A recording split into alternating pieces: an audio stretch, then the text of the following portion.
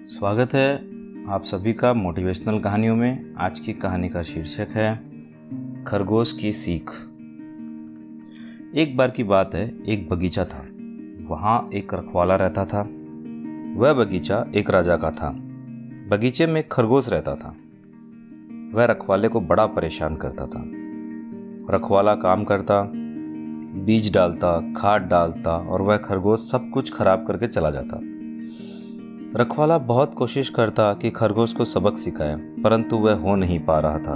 वह तंग आकर यह समस्या लेकर राजा के पास गया।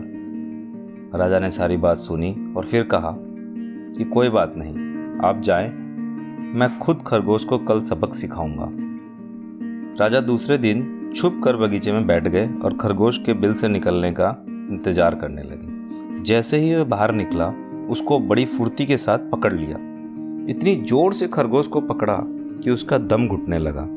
खरगोश बोला, राजन, मुझे माफ़ कर दो, मुझे मत मारो, मैं आपको 4 ज्ञान की बात बताता हूँ। राजा बहुत गुस्से में था।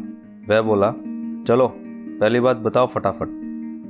वह बोला, पहले ज्ञान की बात यह है कि अपने हाथ में आए शत्रु को कभी जाने मत देना। राजा ने कहा, दूसरी बात बताओ, जल्दी बताओ, मुझे निकलना है भैया। तब खरगोश बोला कि कभी भी असंभव बात पर यकीन नहीं करना। राजा को और उत्सुकता जागी और वह बोला, चलो फटाफट तीसरी और चौथी बात भी बता दो। खरगोश बोला, बीती बात पर पछतावा नहीं करना चाहिए, यह है तीसरी बात। चौथी बात बताने से पहले उसने राजा से कहा कि राजा जी, मुझे सांस नहीं आ रही है, कृपया थोड़ी ढील दे दो तो मैं चौथी बात बता पाऊँ।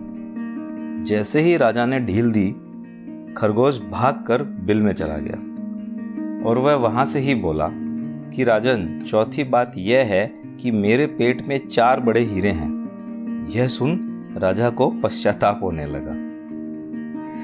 दोस्तों, जो 4 बात खरगोश ने बताई वह हमारे बड़े काम की है। राजा ने पहली शिक्षा नहीं समझी, हाथ में आए शत्रु को छोड़ना।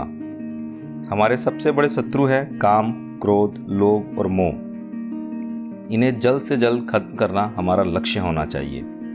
दूसरी बात जो खरगोश ने बताई वह थी कि असंभव बात पर विश्वास नहीं करना। और होता क्या है, हम असंभव बात से प्रभावित हुए जाते हैं, जैसे राजा खरगोश के पेट में रखे हीरों से हो रहा था। तीसरी बात जो थी वो थी बीत गया सो बीत गया, उस पर पश्चाताप नहीं करना है। कहानी में राजा को हीरे का जैसे ही जान पड़ता है वह पश्चाताप करने लग जाता है, जबकि वह बात झूठ थी। हम सब बीती बातों का पश्चाताप कर रहे होते हैं और हमेशा भूतकाल में जीते हैं और भविष्य की सोचते नहीं। हमारा वर्तमान हमारा भूतकाल का परिणाम है और हमारा भविष्य हमारे वर्तमान का परिणाम होगा। इसलिए वर्तमान में जीना सीखिए। हमारे जीवन में जो अभी हो रहा है उस पर हमारा नियंत्रण नहीं है, परंतु जो होगा उसको आप बदल सकते हैं। धन्यवाद।